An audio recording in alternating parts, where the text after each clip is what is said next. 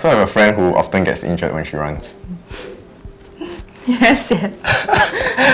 So can you tell us a bit about your running injuries? So I started running about 2 to 3 years ago, and ever since I started running, I kind of really want to get performance pretty quickly.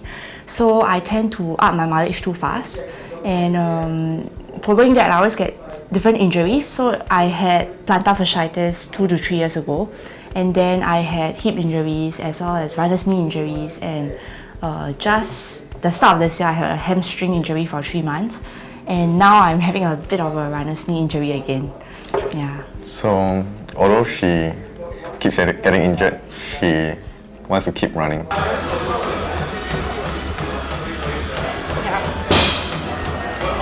So today's video is about how the session went and what the process is like.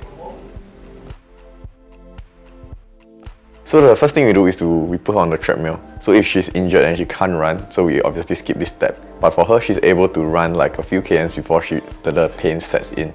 So we put her onto the treadmill and we look at her running form. So the next thing we do is we do a series of tests. For example, the push test, we also check strength tests, the mobility tests, things like that.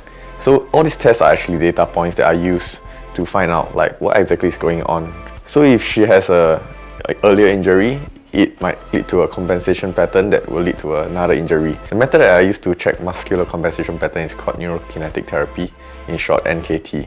But there's also a chance that it's not a muscular issue, like for example, it's a structural issue, like you're born in a certain way. Another possibility is emotional issues, like your emotional state is affecting your, for example, breathing, hence it affects your running.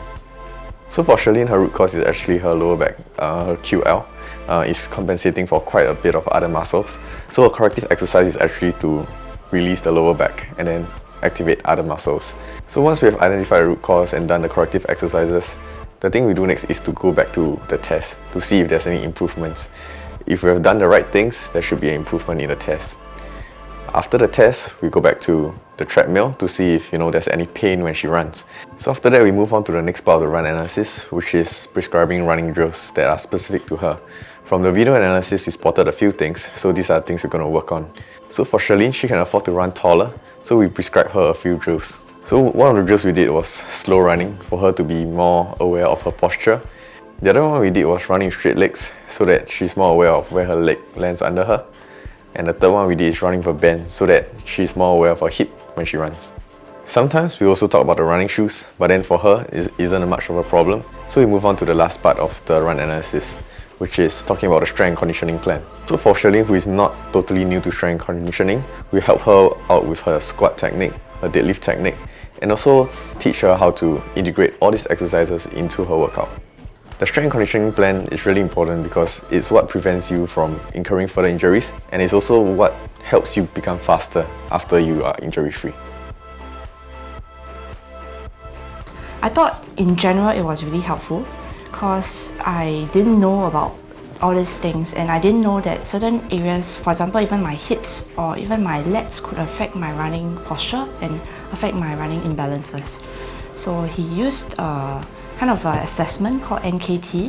I'm not too sure what that means exactly. Neurokinetic therapy. Yeah. So he would apply strength on certain areas in my body, and I would try to resist it, and then applying massages or touching different areas to see whether that could activate that muscle group. So I've learned quite a bit from him.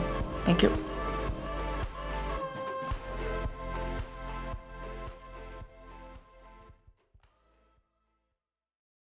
Hi guys, if you liked the video, do give us a thumbs up. Let us know what you think in the comment section below, and don't forget to share and subscribe.